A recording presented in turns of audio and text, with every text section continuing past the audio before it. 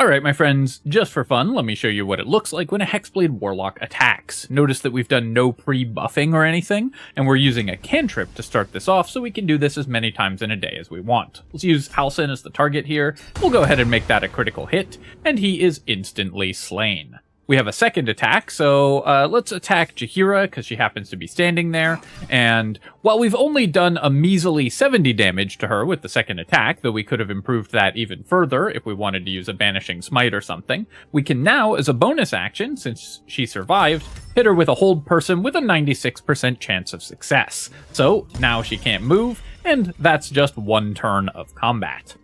Hello my friends and welcome back to another Baldur's Gate 3 character building guide. Hope you're all doing well. Today we're covering my pick for the best Warlock build in Baldur's Gate 3. This is an update video to my previous video of the same name because with the launch of patch 8, the best Warlock in the game has changed. We're going to be building the new Hexblade Warlock, which adds incredible amounts of power to the Warlock class, and takes it from being already an amazingly powerful character and an excellent contributor to your party, to being one of the very best builds available for Honor Mode.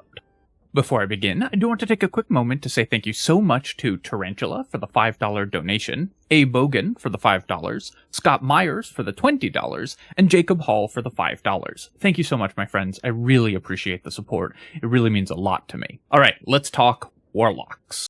So what makes Warlocks so powerful, and what makes Hexblade Warlocks particularly excellent? Well, I mentioned in my last Warlock video that the keyword for Warlock is consistency. They have the best default combat action in the game in the form of Eldritch Blast, allowing them to, no matter what the circumstances or however many resources you have left, always output excellent damage at range, so you always have something good to do in combat. However, unlike other characters that have great consistent damage, Warlocks also have access to really high-level spells, so they can also just one-shot encounters by applying the appropriate spell. So you get the reliability of a ranger or fighter, and the power spikes of a sorcerer or wizard. Add to that Warlocks always have their highest level spells available, and Warlocks are uncompromising. You never have to reduce the power level of your actions for Warlocks because they will always have the best action available.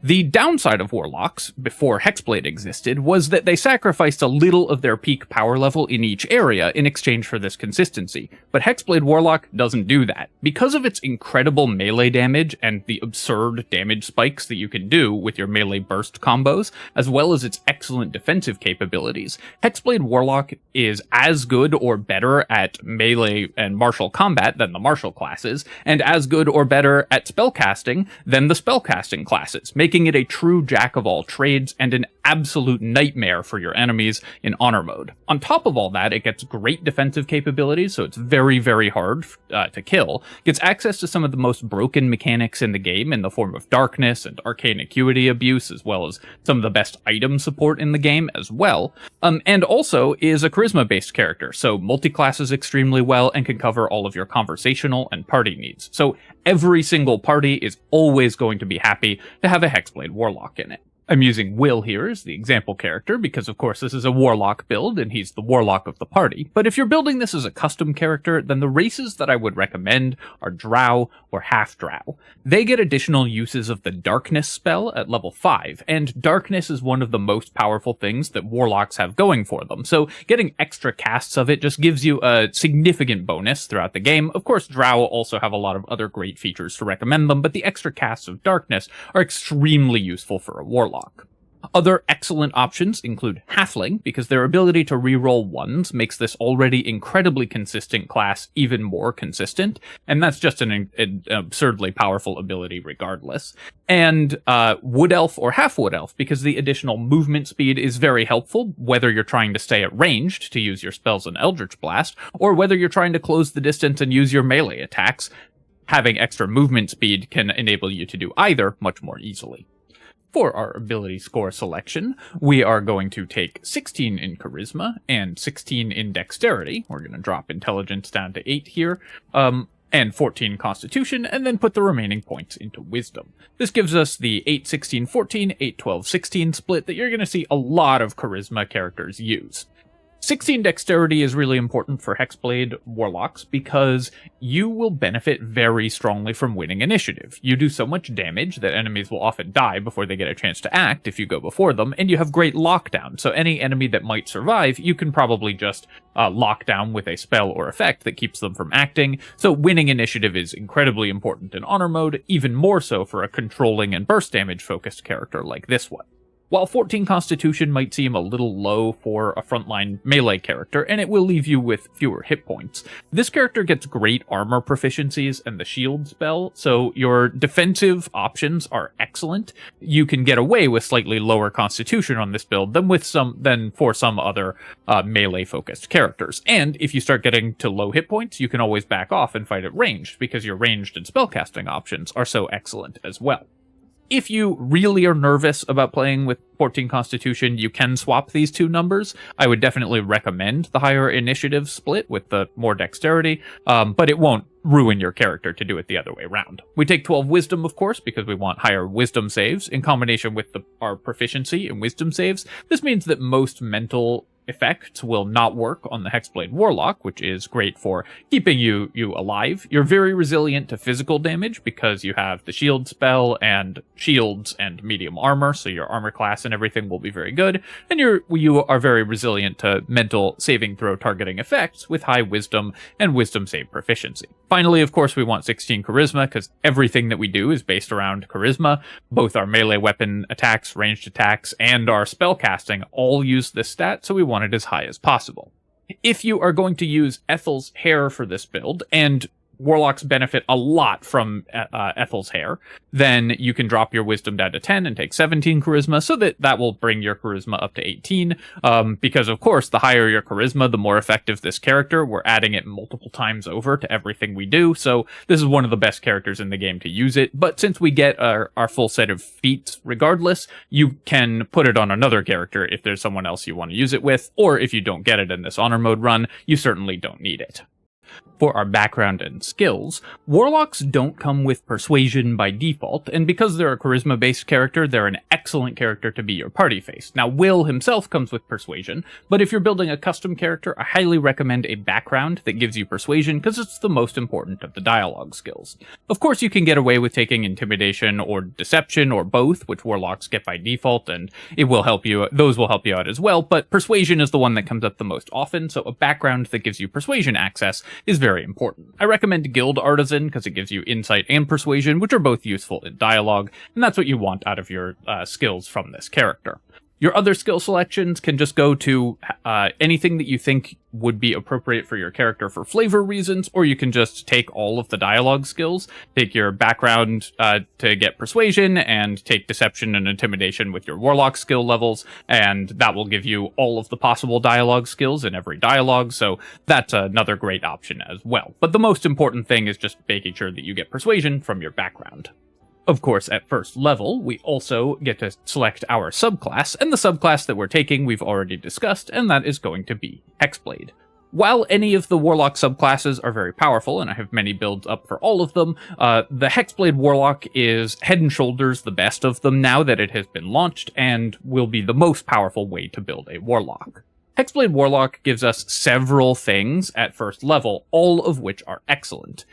Firstly, we get Bind Hexed Weapon. So this gives us the ability to, as many times as we want per day, choose the weapon that we're holding and bind it to us magically. It's like Pact of the Blade, but at level 1 instead of at level 3. This gives it two things. Firstly, it uses our charisma modifier to attack instead of our strength or dexterity, so we now only need to raise our charisma to make our ranged attacks with Eldritch Blast good, our spellcasting good, and our melee weapon attacks as good as possible as well. So this lets us tie everything to a single attribute. In addition to that, when you hit an enemy with it, there's a 20% chance that it'll apply Hexblade's Curse to that enemy. Hexblade's Curse is another ability that we get that lets us that increases the chance that we critically hit against an enemy who's cursed, and lets us add our proficiency bonus, which at level 1 is 2, and will go up to +4 at later levels. to every single instance of damage that we do to those enemies. So this will allow us to, if we're attacking multiple times per turn, add a ton of additional damage to enemies. This will work on every beam of an Eldritch Blast. It'll work on every attack of an extra attack. It'll often work on additional damage riders that we add to our attacks. So if you have a way to stack extra damage on your attack, it'll add Hexblade's Curse both for the attack and for the extra damage, even on Honor mode. It's a huge amount of additional damage and makes our critical hits much more likely. Also, at time of recording, there's a bug. It's supposed to be a 20% chance to apply, but you get a separate 20% chance for every time you bind your hexed weapon. So you can bind it over and over again, like 20 or 30 times, and get a 100% chance, or nearly 100% chance, of applying the Hexblade's Curse on every attack. I expect that bug will be fixed, but I wanted to mention it because right now you can make this even more reliable. Hexblade's Curse you can also cast once per short rest as a bonus action if you just really want to curse a specific enemy, and you will gain additional critical hit chance and additional damage with all of your attacks against them. Finally, we also get medium armor, shield, and martial weapon proficiency. So this gives us all of the best armor and weapon and shield proficiencies in the game. Medium armor is often better than heavy armor because there's a lot of really powerful medium armor sets. So this is the best possible proficiencies for a melee character and just an excellent set of abilities overall. With shield proficiency and medium armor in the early game, you can very easily reach 19 armor class just with a 15 AC medium armor set and a shield. And a lot of enemies in the early game can't reliably hit 19 AC, so you're going to avoid getting hit early without any other investment into AC, especially because of the spells that we have. So the amount of stuff that we get just at level 1 from Hexblade is already excellent. For our cantrip selection, there are 2 cantrips that we are always going to take at first level, and those are Eldritch Blast. Of course, every Warlock needs access to Eldritch Blast because it's your ranged attack. It is going to get to add our Charisma to the damage next level, and it just gives you an excellent thing to be doing even if you can't reach an enemy in melee or don't have a relevant spell to cast. Just Warlock's best cantrip, and one of the things that makes Warlocks so good. Pretty much every other character measures its damage against an Eldritch Blasting Warlock. They're kind of the baseline damage for Dungeons and Dragons, so you want to have access to that, and it makes you as good as possible at doing damage. The second one is Booming Blade. Booming Blade lets you add its effect to a weapon attack, which we're making pretty frequently, and at first level, when we first get it, it does... When that enemy moves, they take a d8 of thunder damage, which isn't that exciting, but can get better if you can force their movement in some way.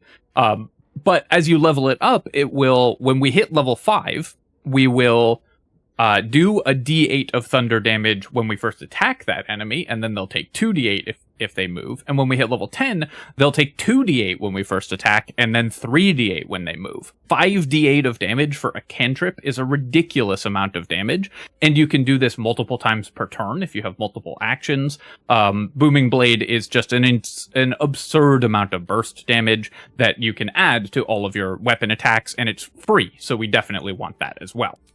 For our spell selection, there are again, I think, 2 choices that are pretty much set in stone for the Hexblade Warlock. We're going to take Shield, which is unique to Hexblade Warlocks. It's the only Warlock that can learn Shield, and is one of the best defensive abilities in the game. If you're going to be hit by an attack that you don't want to be hit by, you can spend a spell slot on Shield. And Warlock spell slots come back on a short rest, so at low levels, this is not much of an investment, especially because it will often keep you alive against things that you otherwise would not be able to survive. And the second one is going to be Hex.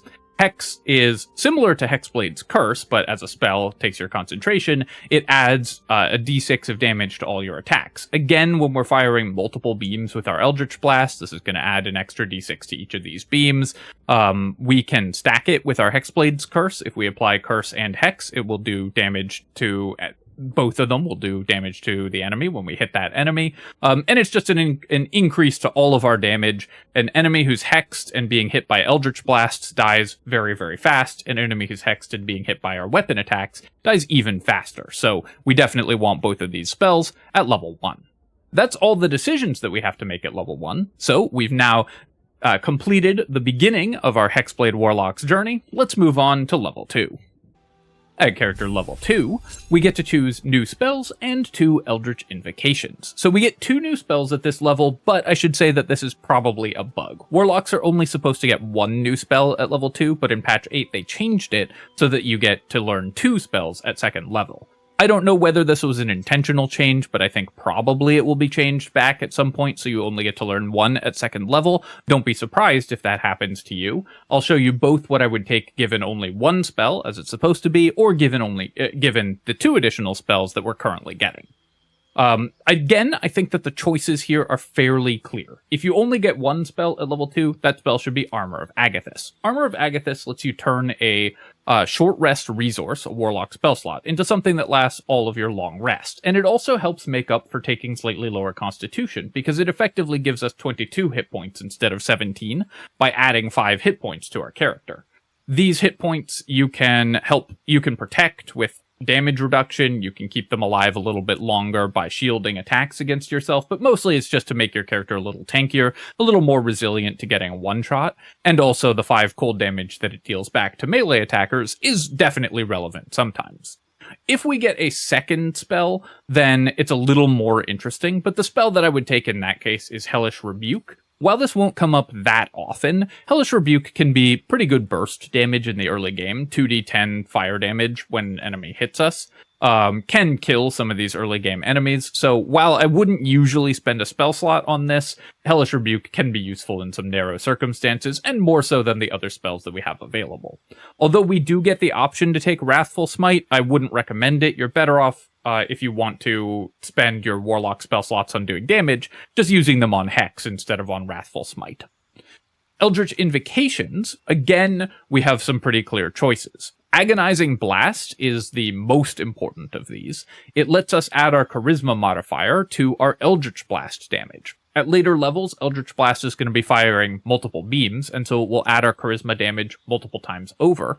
And this is what enables Warlocks to do amazing ranged damage turn after turn after turn. The second, and also extremely important invocation, is Devil's Sight. Devil's Sight lets you see normally in magical darkness, which we're going to start creating a lot of at next level when we get access to it. And magical darkness is one of the most powerful things that you can do in Baldur's Gate 3. It makes enemies who can't see through it completely unable to target you with ranged attacks, so you are invincible to enemy ranged attacks. Also, if they can't see you, you have advantage on all your attacks against them because they can't see you, and they'll have disadvantage on all their melee attacks against you because if they enter the darkness to attack you, they'll be blinded. So if you have Devil's Sight and can see through the darkness, you basically become immune to ranged attacks and get advantage on all your melee attacks, and enemies get disadvantage on all their melee attacks. And Warlocks can make use of this. It's one of the most powerful strategies in Baldur's Gate 3, and one of the extreme draws to being a Warlock. So these are the 2 Eldritch Invocations that I would highly recommend picking. At character level 3, Warlock gets to take a Pact Boon. And for Hexblade Warlock, there is only one choice of Pact Boon that we can realistically make. In order to get extra attack, which lets us make 2 attacks with 1 attack action, we need to take Pact of the Blade. How Pact of the Blade works with Hexblade is that where normally you would get the Blade Pact, it just combines the effect of the Blade Pact into the Hexed weapon ability. So you now get extra attack when we hit level 5 with Pact of the Blade.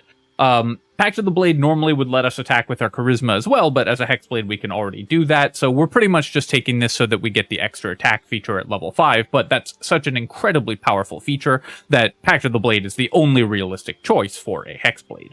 Of course, if you don't feel like you're making melee weapon attacks, you can play with Pact of the Tome or Pact of the Chain as well, but you will be giving up a lot of power level compared to Pact of the Blade. We also get a 2nd level spell, and the spell that we are going to take is going to be Darkness, because, as I've mentioned many times, that's one of the best things that Warlocks can do. It makes you much more powerful in melee and invincible at ranged, and we're also going to replace one of our level 1 spells. Now, if we have the extra level 1 spell from the current bug, we're going to replace Hellish Rebuke. Otherwise, we're going to replace Hex, but we'll take it again at later levels, because it's so important to have level 2 spells when you're playing with a Warlock. With a Warlock, your spells always use your highest level spell slot. You always have your highest level spell slot available, so we want as many high level spells as possible to make sure our spells are as powerful as possible. The second spell that we're going to take to replace our spells is Shadowblade. Shadowblade gives us the ability to summon a weapon, and we can bind that as our hexed weapon. We have to resummon it every day because it only lasts until long rest, and then rehex it. So don't forget to do this when you first wake up after a long rest. But Shadowblade gives us a weapon that attacks for 2d8 psychic damage as a one-handed weapon, so it lets us use a shield and the Shadowblade at the same time. This is more damage than any other weapon available at this level, and Shadowblade also gains additional damage when you cast it at higher levels, and Warlock spells level up for free, so it's just going to keep increasing in damage as we level up. There's also ways to increase it even further. You also get advantage on your attacks made against enemies in dim light or darkness, so even if the enemy can see through the darkness, you'll still now get advantage on them inside your darkness cloud, and even if you don't have a cast of darkness, you can still get advantage if the enemy's in dim light. Of course, you can put out lanterns to make that happen as well. So Shadowblade just gives us so much melee damage and lets us, again, turn a short rest resource into a long rest benefit, because it lasts all day and makes all of our weapon attacks more powerful, and also has even increased knock-on effects, because it lets our party members use the most powerful weapons in the game, because we don't even need to equip a weapon in order to be strong when making weapon attacks. At level 4, we get to take a feat, as well as another cantrip, and an additional spell. So the cantrip that we're going to take, there are, I think, a couple choices here that all make some sense. And it's going to be based on what else you have in your party. Minor Illusion's a very powerful tool, so if you don't have this elsewhere, you should pick it up. You can cast it out of combat, enemies will run towards it, and you can use it to set up AoE attacks against them by gathering them into one place, or split them up so you can pick them off one by one. Another great option is Friends, because if this is your party face, Friends will let you make your dialogue checks more easily. Even on Honor mode, you can just leave the area after casting it, and it won't have the penalty. Blade Ward can help you defend yourself, because gaining damage resistance is very useful for this character that is often up in melee and frontlining, and Bone Chill is excellent in Act 2, especially because there's a lot of undead and a lot of healing that you need to prevent. The best from a combat perspective is going to be Bone Chill, so we're going to take that here, but any of those 4 are pretty reasonable picks. For our spell selection, there's really 3 choices that we can take. Oh, I guess I forgot to actually confirm replacing Shadowblade here, so let's make sure we actually do that. And then for our spell selection here, there are really 3 choices that we can take. We can take Cloud of Daggers for AoE damage. This is a great concentration spell that does AoE damage, so if your party needs that, you can grab it. Misty Step as a panic button to get out of a fight that you want to leave or just reposition. Or Hold Person, because this is a great control spell and also will make your melee attacks critically hit. I'm going to recommend Cloud of Daggers, but if another party member has Cloud of Daggers, you can take either of the other 2 and benefit very strongly from that. For our feat, since this is Honor mode, we're going to take Alert. Initiative is so important in Honor mode that almost every Honor mode character wants to grab Alert as quickly as possible so that you win initiative 100% of the time. If you go first, enemies often don't get to go second, so this feat just wins Honor mode for you so reliably because it makes your characters so much better at ending fights before they start. At character level 5, we get several extremely powerful things. We get Deepened Pact, which, because we took Pact of the Blade, gives us a second melee attack every time we attack, doubling our damage output when we're melee attacking, which obviously is awesome. We also get 3rd level spells, which are some of the most powerful spells in the game. 3rd level spells are where spellcasters typically hit their huge power spikes, and extra attack is where martial characters typically hit their huge power spikes. So level 5 for Hexblade, you get double power spikes and become incredibly strong all of a sudden, and you were already very strong, but this is where the class really takes off into the stratosphere. For our spell selection at this level, there are 2 spells that we really want, so we're going to replace one of our earlier spells again. We're going to take Counterspell, because Counterspell is the best defensive reaction in the game. You always have high-level spell slots to use with a Warlock, so you'll almost always automatically succeed on Counterspell. And this just lets you trade your reaction for an enemy's whole turn, stopping them from doing anything and keeping your party safe. The second spell that we're going to take is, again, we're going to replace an earlier spell, and we're going to replace Cloud of Daggers here because we have now a better AoE concentration spell to concentrate on. And the second spell that we're going to take is Hunger of Hadar. Hunger of Hadar is a huge AoE that blinds enemies without a saving throw inside it, and they take cold and acid damage every turn. It also counts as difficult terrain, so it's harder for them to get out of it. Combine Hunger of Hadar with an effect like Spike Growth to slow enemies' movement speed and make them take damage while they're having to walk out of it, and you have built your own microwave to just instantly win a bunch of encounters by stacking these spells on top of each other. So Hunger of Hadar, just an absolutely game-winning spell, and again, one of the major draws to Warlock is just how good this spell is. We also get another Eldritch Invocation, and again, the choice is pretty clear for what the best Eldritch Invocation is here. We're going to take Repelling Blast. Repelling Blast lets us push enemies 15 feet when we hit them with an Eldritch Blast, and that can include back into a Hunger of Hadar, off of a cliff, into a melee enemy, or into a melee ally's range, or away from our Warlock if we're trying to stay at range. It gives you a lot more control over the battlefield, so Repelling Blast is just a super powerful effect, and especially because we also got a second Eldritch Blast Beam at level 5, and more damage on Booming Blade as well. Level 5 is the gift that keeps on giving, so this just gives you even more tactical options. At level 6, we get, because we're a Hexblade Warlock, the Accursed Spectre ability. So when an enemy dies who has Hexblade's curse on them, and this includes if you have a second Hexblade in your party, their Hexblade curses as well will let you trigger Accursed Spectre. You can use your reaction to summon a creature from it. Free summons that don't take an action are amazing, and the strength of the creature is based on the size. The specter is based on the size of the enemy. So this just adds a ton of things to the battlefield that you can use to block doorways, do a bunch of extra damage. The specters are pretty powerful combatants as well, and they'll absorb hits for your party, so they keep your party safe. A great feature, and you don't have to spend a resource on it at all. It just happens when you're fighting. So you will get a lot of benefit out of Accursed Spectre. For our spell selection at this level, again, I failed to actually select Replace Spell there. I need to remember to hit the confirm button, so don't forget to do that.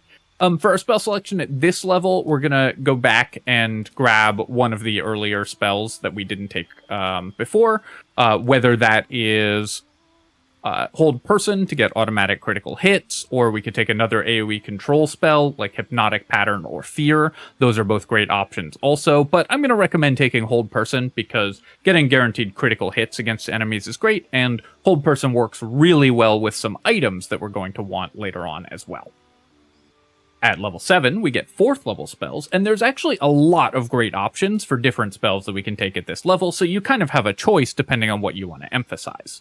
Banishment can win certain encounters all on its own because a lot of it targets the enemy's charisma save, and a lot of enemies have terrible charisma saves, so Banishment can just win those encounters outright because they'll have a very hard time succeeding on the saving throw against it. Greater Invisibility can be used with a stealth character to make attacks outside of combat and kill enemies before they ever know that you're there. Phantasmal Killer is unique to Hexblades. No other Warlocks get access to this, and while this is a pretty weak spell for most spellcasters that get it, Warlocks don't have to expend a high-level spell slot on it because all of your spell slots upgrade for free, and the effect of the spell is actually not bad. It does pretty good psychic damage, and we want to improve our psychic damage anyways because of our Shadow Blade, and locking an enemy in place for 10 turns and giving them disadvantage on attack rolls is really pretty good for our concentration, so this is a great option as well. Staggering Smite is extra burst damage and can prevent enemies from attacking, but it also takes your concentration, so I would recommend Phantasmal Killer over that. But honestly, the recommendation that I would mostly make for our 4th level spells is to go back and grab Hypnotic Pattern or Misty Step from earlier levels, because these spells are really, really useful to have and can win certain encounters on their own or get you out of trouble if things are looking grim. So we're going to grab just Misty Step as a panic button. Typically, we're going to spend our concentration either on Darkness or Hunger of Hadar, so having a spell that we can use if things are going really badly can give us a panic button to make sure things don't snowball out of control and cost you your honor mode run. Our Eldritch Invocation also gives us another great combat option in the form of the Dreadful Word Invocation, which lets us cast Confusion, another AoE control spell, with our Warlock spell slots, so we can just use that as well. Confusion also doesn't hit allies, so unlike a lot of other AoE spells, if we're up in melee or our allies are mixed in melee, we can confuse all the enemies and lock down the encounter without hitting our allies. At level 8, we get our second feat, and of course the feat that we're going to take is an ability improvement to max out our charisma. We want to increase our charisma as soon as possible, but it's more important to get alert in honor mode, so we picked that up early. But if you're using Ethel's Hair, you'll already have 18 charisma, and if you aren't, there's gear and story events that can boost your charisma as well. But just increasing our charisma increases all of our damage and the likelihood of success of all of our abilities. For our spell selection at this level, at this point you should have a pretty good idea of what spells you're using and what you're not, and what holes are in your party that you need to fill with your spells. So you can take one of the ones that I mentioned in order to make sure that you have the answers to every problem that might come up. I'm going to recommend Phantasmal Killer just because it's kind of fun that we get to use this spell that most characters will just kind of ignore. Though it's not going to come up that often, it is fun that you get to use this spell in a way that most characters can't. At level 9, in Hexblade Warlock, we get 5th level spells. And for a lot of characters, these are relatively weak, but for Hexblades, we get some really good 5th level spell options. The two unique spells that Hexblades get that other Warlocks don't get access to are amazing spells. The first of these that we're definitely going to take is Banishing Smite. While this does take our concentration, so be careful because it will end your concentration on Darkness or Hunger of Hadar, Banishing Smite does 5d10 bonus force damage, and if the enemy has 50 or fewer hit points, they get banished for 2 turns as well. 5d10 bonus damage or 10d10 on a critical hit is a massive amount of burst damage, and while normally spending a 5th level spell slot is a big cost, for Warlocks it's not, because that's just a short rest resource, so this is a huge amount of burst damage. The second one that we're going to take, and we're going to replace one of our lower level spells, at this point you should have a good idea of what spells you're not using that frequently, but we're very rarely going to be concentrating on Hex, so that's the one I'm going to get rid of here. And the second one that we're going to take is Cone of Cold. Warlocks can suffer from not having great AoE burst damage, but not Hexblade Warlocks, because this class gets to do everything. Cone of Cold, another spell that often a wizard or sorcerer won't want to spend a spell slot on, because it's a very expensive spell, but not for Warlocks. 8d8 cold damage is a huge amount of burst damage. You can double this by getting the enemies wet with Create Water or throwing a bottle of water at them. So Cone of Cold does an enormous amount of burst damage to an AoE group of enemies and can clear out adds or additional enemies in a combat encounter very, very quickly and efficiently. So now we have incredible sustain damage, incredible melee and range damage, excellent control, and AoE burst. So Hexblade, with the addition of Cone of Cold, gets to do the very last thing that we couldn't do perfectly, and that's why it's such an incredibly strong character. We also get another Eldritch Invocation, and this gives us yet another whole dimension to our character, because we can take Minions of Chaos and summon an Elemental. The Elementals from Minions of Chaos last all day, so again we convert a short rest resource to a long rest benefit, and are very powerful summons. The Water Elemental is probably the best of them, but all of them have their uses, and I encourage you to experiment with this, but summons are super powerful, and getting to use your short rest resource for a long rest benefit remains excellent every time that you can do that with a Warlock. Of course, we have to actually replace our spells here, so let's go ahead and select that, and then move on to level 10. And at level 10, Hexblade Warlocks get yet another unique feature.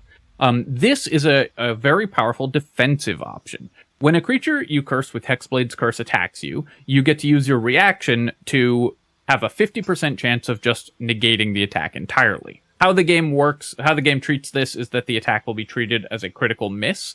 So not only will you take no damage, no additional effects or control or knocking you prone or anything that might have happened on the attack will be applied.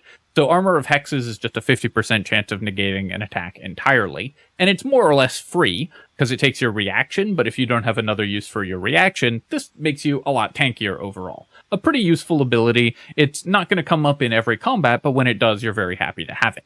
We also get an additional cantrip, so of course we're going to take True Strike to annoy people in the YouTube comments. And for our spell selection here, we're going to take Hold Monster. Hold Monster is an enchantment spell, which is very relevant and can paralyze enemies, just like Hold Person. We can actually use both, because Hold Person will upcast to target 4 characters, because we're using a 5th level spell slot to cast it. Hold Monster will only target 1 with a 5th level spell slot, but it will target things that Hold Person can't, so it gives us the ability to paralyze and get automatic critical hits against even more enemies. Super, super powerful ability. Of course, at this point, again, you should have a good idea of which of these spells you are not using frequently, and you can replace them for something else. There's definitely a bunch of other good options, but by the time you're level 9, you are level 10, you will know what your party needs better than I do, and can take one of the spells that I've mentioned previously in order to round out whatever you might happen to need.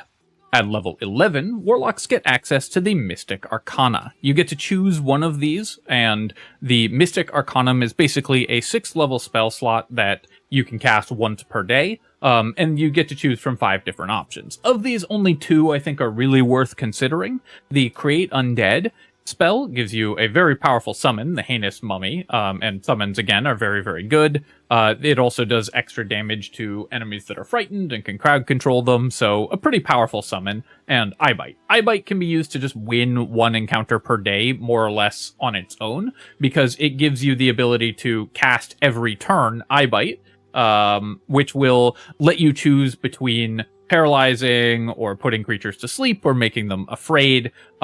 Just a very powerful crowd control effect. Also, I like that it's got a recursive tooltip, so we can keep generating more and more Eye Bite tooltips if we really want to. Of these 2, I recommend taking Create Undead. Just the ability to buff your whole party for the entire day is so powerful, and we already have encounter winning spells, so while Eye Bite is super fun and very strong, you will not go wrong taking it. I think that overall you're going to be better just making your party stronger all day. Better off making your party stronger all day. The other thing that you get is the ability to cast a 3rd spell every short rest, so your longevity and power level in an encounter have gone up massively at level 11. For our spell selection at this level, again, we're going to go back and grab a utility spell from an earlier level, but I do recommend picking up Hypnotic Pattern, because it goes very well with some of the items that you can potentially use, because as an illusion spell, it works with the Band of the Mystic Scoundrel excellently to break the game entirely. And finally, at level 12, we get access to another feat, and the feat that we're going to take is just absolutely certainly going to be ability improvement and max out our charisma. We want our charisma to be as high as possible, because it's what our character uses to do everything, so no other feat here would make sense. And our Eldritch Invocation is also quite set, because we're always going to take Life Drinker. Available only to level 12 Warlocks, this lets you add your charisma damage to your weapon attacks again, so our weapon attacks will now be doing our charisma damage twice over. With 20 or more charisma, this is a huge amount of additional damage every single turn. Life Drinker, just a very, very powerful ability. For our spell selection, at this point, again, you should know what you need better than I do, but you can go back and grab some other spells from earlier levels that you might be missing at this point. Something like Banishment for specific encounters can be very helpful as well. Alright, my friends, that is the Hexblade Warlock, a true jack-of-all-trades, capable of tanking, doing melee damage, doing range damage, casting encounter-winning spells, supporting your allies, performing excellently in dialogue. This character truly does everything. But of course, we also have access to a bunch of broken combos and powerful options with items and illithid powers, so let's talk about those. One of the many amazing things about this character is how many of the game's best item combinations we get access to, but also how item independent we actually are. We don't even need a weapon because we produce our own weapon, so this character can fit into pretty much any party without causing gear conflicts, but also gives you access to some of the most powerful gear combinations in the entire game. Firstly, for our weapon, we're almost always going to be using a Shadow Blade. So Shadow Blade, of course, we summon it, and now we have the Shadow Blade weapon that will do additional damage. Then, of course, make sure that you bind it as your hexed weapon, otherwise it's not going to do the extra damage that you need it to do. Some other great weapon options that we have include the Infernal Rapier, which is available from Wyll's personal quest and gives you extra spell save DC. It's redundant with the charisma to hit chance that Hexblade Warlock already gets, but is still a very powerful weapon with a great summon attached to it. Char's Spear of Evening is also an awesome weapon for any character that cares about darkness and is making weapon attacks. It's probably the single best weapon in the game to actually attack enemies with, so makes an incredible weapon for this character. But, of course, another character can use it, and then they can see through darkness using its passive. Mark of Heshkir, of course, always amazing for any caster, so also very, very useful for this character as well. Also, don't forget that your bow can give you a passive, so an item like the Dead Shot, even when we don't have it equipped, or don't have it out and are using melee attacks, will still increase our chance of critically hitting. Combine that with the advantage we have on all our attacks and the increased chance of critically hitting with Hexblade's Curse, and we get a lot of critical hits. Other super important things from our items are we just want to increase our spell save DC as much as possible. A shield, like Cleric's shield, increases our armor class and gives us extra spell save DC, so this is the one I would recommend over pretty much every other shield in the game for this character. And items like the Fistbreaker Helm that give you bonuses to initiative and spell save DC are at a premium for this character as well. Increases to your spell save DC mean that enemies won't be able to resist your spells, and that's obviously awesome. For our armor, we have a choice between a more offensive setup and a more defensive setup. If we prefer a more offensive setup, the Potent Robe is the best possible armor for this character. It increases our cantrip damage by our charisma modifier, so now we're adding double our charisma to Eldritch Blasts, which is better for ranged attacks. But even more importantly, Booming Blade is also a cantrip and works with the Potent Robe, so we're adding our charisma modifier to damage on that as well, in addition to the double our charisma modifier damage we're already doing on our weapon attack, so we're stacking our charisma over and over again. For a more defensively focused setup, the Armor of Agility can give us much higher armor class and better saving throws, or the Flame Enameled Armor can give us resistances and bonuses to our initiative to make us even better at going before enemies do. Speaking of our charisma, the Birthright Hat, or other increases to our charisma from story events, are awesome. Anything that increases our charisma for this character is at a premium, because we add it so many times to our attacks. And also, in the form of hats or rings, and speaking of charisma, the ring or diadem of Arcane Synergy let us use Arcane Synergy to add to our weapon attacks, you guessed it, our charisma damage all over again. So we can stack up to 6 times our charisma in damage on our weapon attacks if we have Arcane Synergy, with Life Drinker, with the Potent Robe and Booming Blade, and so on. The ring is probably better than the diadem because the helmet slot is so contested for this character, but either are good, and Arcane Synergy is incredibly powerful for this character.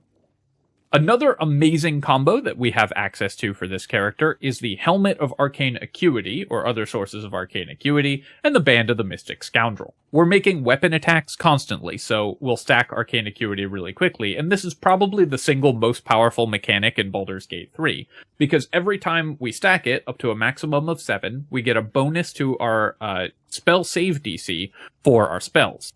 This can be used in combination with the Band of the Mystic Scoundrel, which lets us then cast an illusion or enchantment spell. Notice how many of our control spells, like Hypnotic Pattern or Hold Monster, are illusion or enchantment, as a bonus action. So we can attack twice with our main action, stack up Arcane Acuity, and then cast an almost unresistible Hold Monster or Hypnotic Pattern, locking enemies out of the fight completely. It's an incredibly powerful combo, these two items, and this character is one of the best in the game at using them, which is yet another thing that it does extremely well.